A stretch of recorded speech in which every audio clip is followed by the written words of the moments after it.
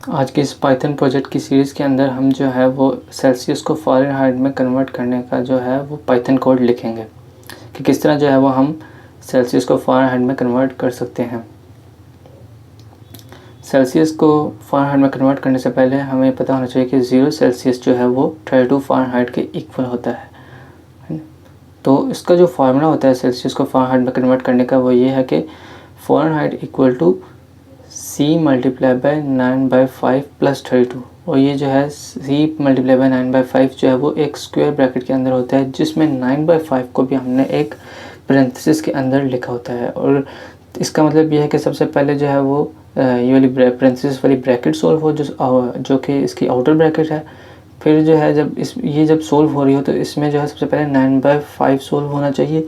वो 9/5 जो है वो 1.8 रिटर्न करता है। आप 9/5 भी डायरेक्ट लिख सकते हैं या 1.8 लिखते हैं तो चल जाएगा।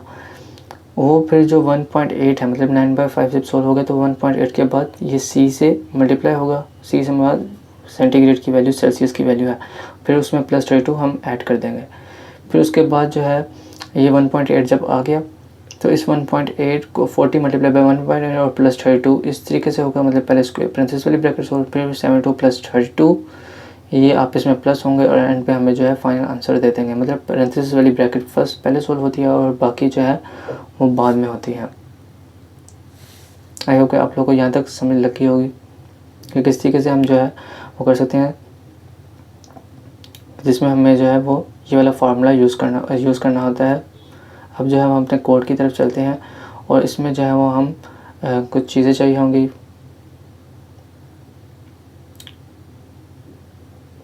सबसे पहले जो है वो हमें एक सेल्सियस नाम का वेरिएबल बना लेते हैं। सेल्सियस नाम का वेरिएबल हम वेरिएबल जिस मर्ज़ी नाम से बना सकते हैं, जो कि हम सेल्सियस पे और फ़ारेनहाइट पे काम करने वाले हैं, इसलिए हम वो वाला वेरिएबल बना लेते हैं। और इसमें जो है वो हम इंटीजर के अंदर इसमें हम इनपुट पास करेंगे, ताकि क्योंकि इनपुट जो है वो बाय डिफ़ॉल्ट स्ट्रिंग के अंदर होती है और जब हम कोई भी इनपुट पास करते हैं तो वो स्ट्रिंग में आंसर देती है। उसको हमें किसी दूसरे डेटा टाइप में कन्वर्ट करने के लिए उसकी बैक साइड पे इनपुट के पीछे जो है वो पेरेंथेसिस वगैरह लगा के कन्वर्ट इंटीजर लिखना पड़ता है। फॉर एग्जांपल अभी हम इंट में कन्वर्ट करने लगे हैं तो हम इंटीजर लिख लेते हैं, ताकि कोई भी जो भी वैल्यू डाली जाए यूज़र की तरफ से वो इंटीजर में कन्वर्ट हो जाए और फिर सेल्सियस नाम के वेरिएबल में जाके स्टोर हो जाए। ये हम बाकी तमाम प्रोजेक्ट्स में भी अपने कर चुके हैं और बार बार मैं बता चुका हूँ।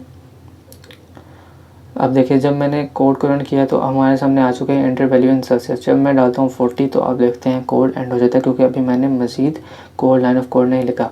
अब फ़ारेनहाइट के लिए मैं अब कैपिटल F यूज़ कर लेता हूँ और मैं इसमें कहता हूँ कि मुझे जो है वो इसमें फार्मूला अप्लाई करना है ताकि फ़ारेनहाइट सेल्सियस में कन्वर्ट हो जाए। तो मैं वही फार्मूला अप्लाई करूँगा जो मैंने अभी आपको बताया था कि C मल्टीप्लाई बाय मैंने किया था, लेकिन मैं यहाँ पर वेरिएबल को ट्रांसलेट करूँगा तो सेल्सियस मल्टीप्लाई, इसमें जो है वो पेरेंथेसिस के अंदर आना चाहिए ये।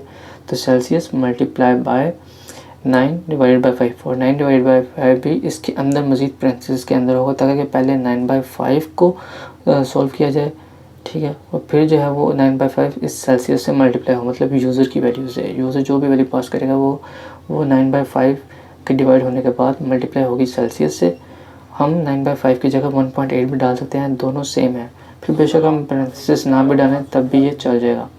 और फिर उसके बाद जब ये सारा पेरेंथेसिस वाली ब्रैकेट सोल्व हो जाएगी तो एंड पे हम जो है वो +32 से इसको प्लस कर देंगे। मतलब +32 जो है वो सबसे लास्ट पे होगा।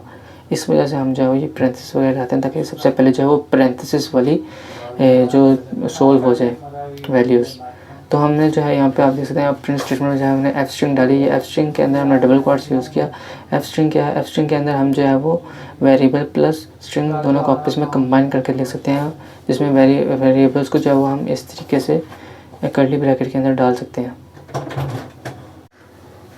जिसमें जो है वो सेल्सियस जो है वो यूज़र के इनपुट से रिप्लेस हो जाएगा। जबकि ये वाला सेल्सियस हम लिख रहे हैं डबल क्वाट्स के अंदर, ये जो है ये ऐसा स्ट्रिंग फॉर्म के अंदर है।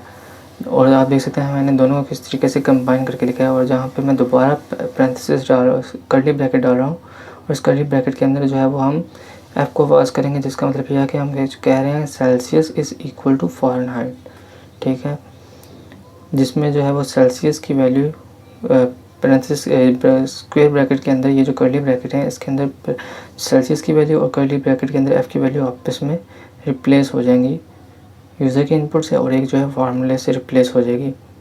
आई होप कि आप लोगों को यहाँ तक समझ लग गई होगी। अब जब हम इस कोड को रन करते हैं,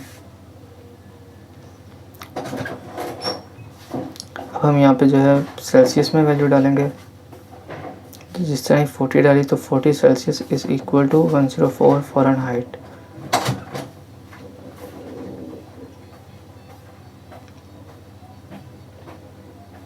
enter value in Celsius for example, अब जो है वो हम 100 डाल देते हैं तो 212 फ़ारेनहाइट। इस तरीके से करके हम देख सकते हैं कि हमने किस तरीके से सेल्सियस को फ़ारेनहाइट में कन्वर्ट कर दिया है।